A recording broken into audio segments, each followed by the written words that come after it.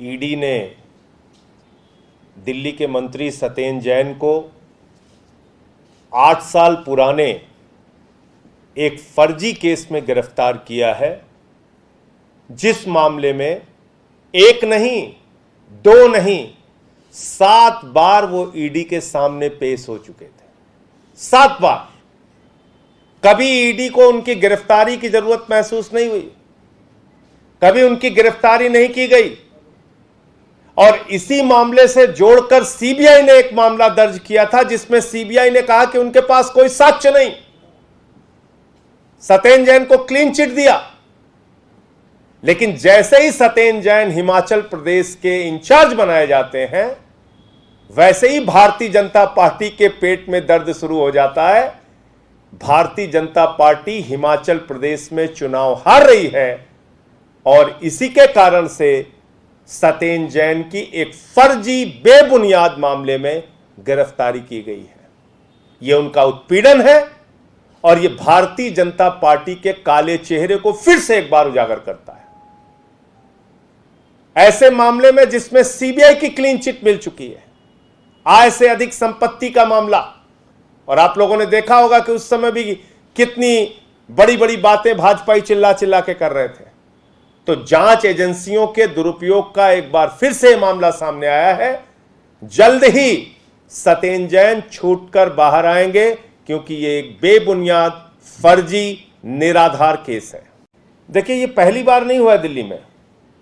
आपको याद होगा, दिल्ली के मुख्यमंत्री के दफ्तर पे सीबीआई का छापा, उप मुख्यमंत्री के घर पे सीबीआई का छापा, हमारे मंत्रियों पे ईडी सीबीआई का छापा, हमारे 34 एमएलए को उठा के गिरफ्तार करके जेल में डाला।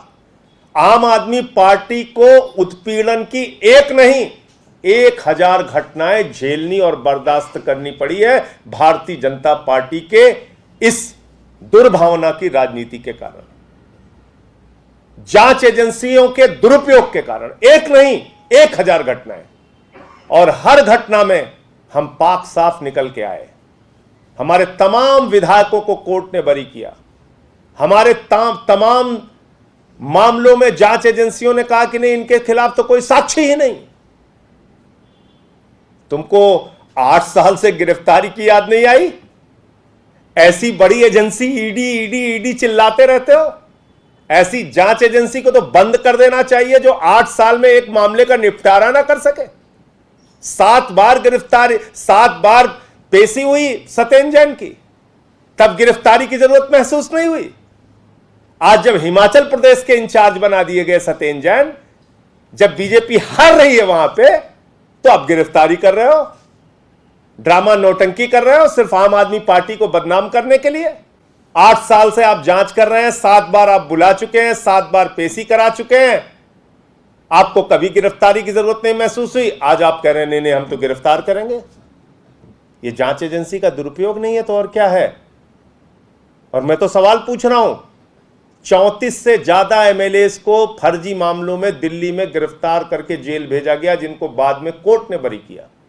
और एक एक मामले अगर आप पढ़ेंगे तो लताड़ लगाई है दिल्ली पुलिस को, यानी कि भारतीय जनता पार्टी की कठपुतली को।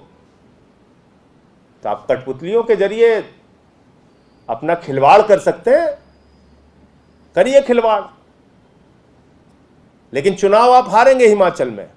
जनता देख रही है आपको। पूरी की पूरी दिल्ली सरकार को पहले दिन से इसी तरह की अरेस्ट, इसी तरह की जांच एजेंसियां लगा के, इसी तरह की उत्पीड़न की कार्रवाई हमारे विधायकों के खिलाफ करके यही किया गया। एक दिन में 9 एफआईआर बाबा जी ने मेरे खिलाफ किया। उत्तर प्रदेश में 9 एफआईआर एक दिन में। राष्ट्रद्रोह का मुकदमा लगाया, 23 एफआईआर लिखी अब तक मेरे खिलाफ। चुनाव लड़ते नहीं हो, चुनाव से भाग जाते हो। हार का डर सताता है तो कुंभकर्ण की नींद से जागते हो।